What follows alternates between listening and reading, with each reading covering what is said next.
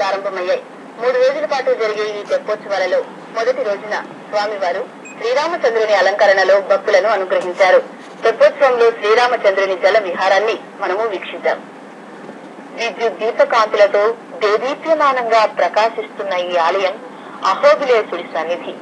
ఇక్కడ 3 రోజుల పాటు స్వామివారి తెప్పోత్సవాలు వైభవంగా జరుగుతాయి. తెప్పోత్సవాల్లో మొదటి రోజున అర్చక స్వాములు స్వామివారిని ఆభరణాలు, పుష్పాలతో అందంగా అలంకరించి శ్రీరామచంద్రుని అవతారంలో ఆలయ ప్రాంగణంలో కొలువుదీర్చారు. ఆపై వేద పండితులు స్వామివార్లకు పూజలు జరిపి కర్పూర హారతులు సమర్పించి పల్లకిపై అధిరోహింపచేశారు. ఆలయం నుండి అర్చకులు, భక్తులు ముందు నడువగా స్వామివారు పల్లకిలో ఊరేగింపుగా పుష్కరిణి వద్దకు చేరుకున్నారు.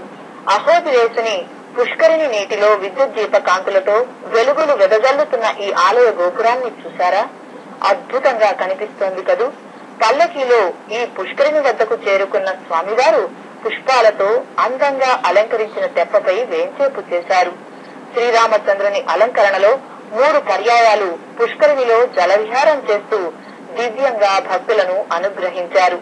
శ్రీరామచంద్రుని అవతారంలో ముగ్ధ మనోహరంగా దర్శనమిస్తున్న స్వామివారిని భక్తులు దర్శించుకుని పునీతులయ్యారు.